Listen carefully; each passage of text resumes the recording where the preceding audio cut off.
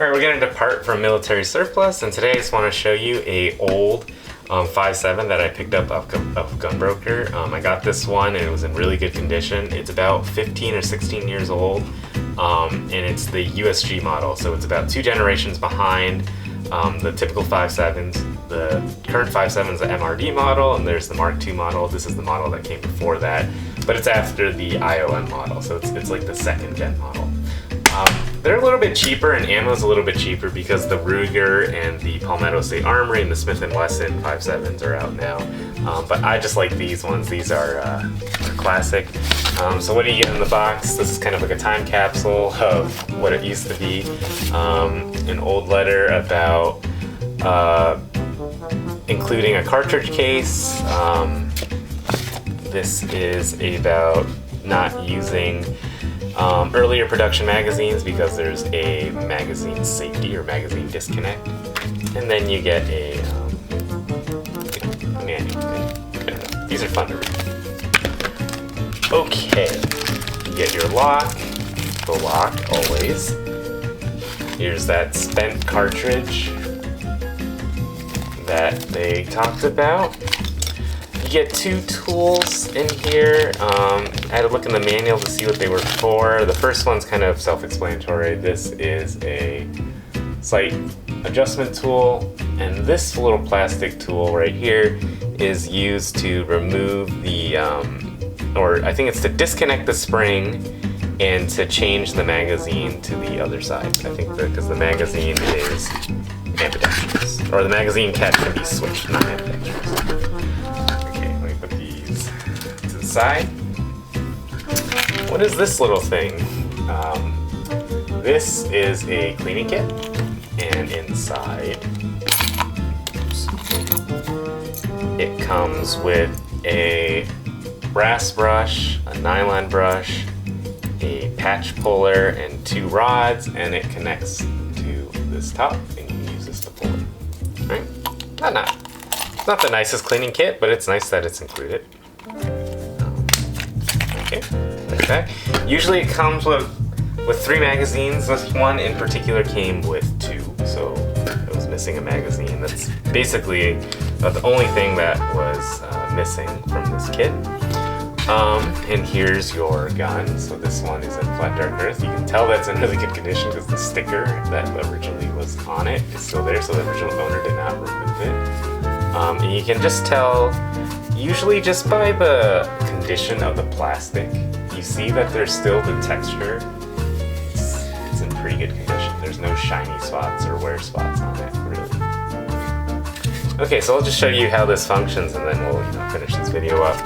I've got a snap cap in one of these. Here we go. You can see that it is not a single feed magazine, it is a dual feed magazine, meaning that the rounds will go on the left or the right. They don't always go to the center like most pistols. This magazine is made out of basically totally polymer. I don't think there's even any, there might be a little bit of a metal reinforcement here, but other than that, it's really light and it's mostly plastic, and it holds 20 rounds. Okay, so if you insert it, so let's do the safety check first. Safe, you can see that there's the magazine disconnect. You can't pull the trigger. You can pull the trigger, but nothing will happen unless the magazine's in there. Put the magazine in there, pull it back. One thing that you'll notice is that this little metal piece is protruding. That is a round indicator, loaded chamber indicator. It's pretty tactile, and I think it works pretty good. I wouldn't rely on it to say that your gun is empty, but it is maybe useful if you're trying to load the gun at night and you want to confirm that there's a round in the chamber without visually inspecting it. The trigger is pretty bad on this. It's kind of stagey and pretty heavy. It's not the worst trigger, but it's not great. Although this is a kind of older design pistol, where usually you think of older polymer guns of having not that much grip. This grip, it's blocky. It still feels kind of okay. Like when you hold this, it feels okay, but then if you pick up any other gun, you're just like, oh yeah, that doesn't feel that great. And if I squeeze this for a little bit, all right, not like squeezing it so hard, but like I'm just kind of holding it like I usually would hold it. If you look at my fingers, you'll see the stippling on there. So stippling is a bit aggressive. I think if I were to like want to use this more often, hopefully these would kind of rub down. But you know, I collect things, so I'll just leave it as is. You have a slide catch here, so I'm gonna adjust around. And there's a slide catch which is activated. There's a safety there, which is ambidextrous. And then last, you have a takedown lever. And the way to take it down, cock the gun, you do your little clock grip, you push this lever that way, and then you let go of the slide, and then the slide just comes off like that. And it's really easy to take the barrel out, pull it out, you push it in, pull it out, the spring is captured.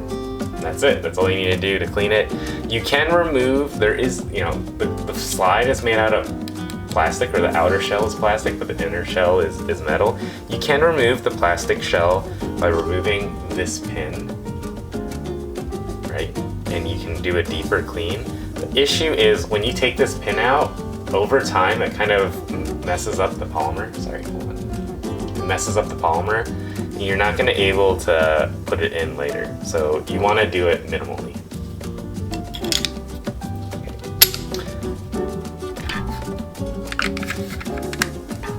To reassemble it, all you do is you kind of got to get in this position.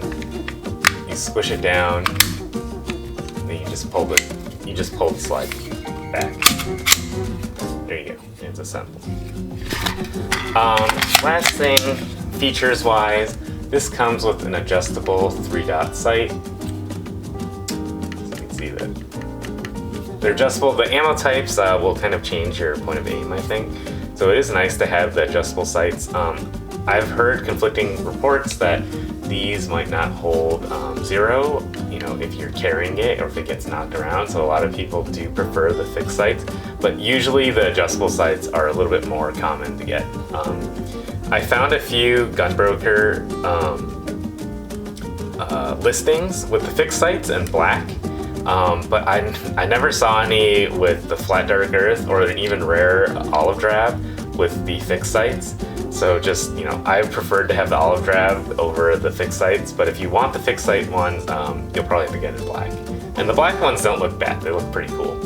And I bought this one for, I think, around $800, which is probably a little bit on the expensive side. I just really wanted the flat dark earth one because I just like the way it looks.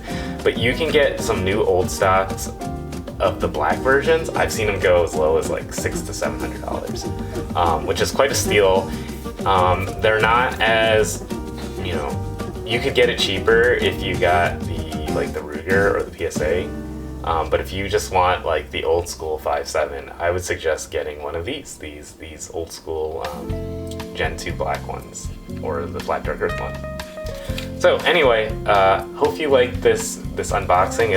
It's not a brand new gun, but it is a, you know, this was before kind of YouTube kind of took off. So if you want to just see what you would get in one of these old boxes for an old gun that's 15 years old, this is what it looks like. So there'll be more videos on old guns. I collect a lot of old guns. This is not even the oldest. This is a relatively new gun. But if you do want to see more unboxings or more showcases of some of the like 80s, 90s pistols, please subscribe and stay tuned. Thanks for watching.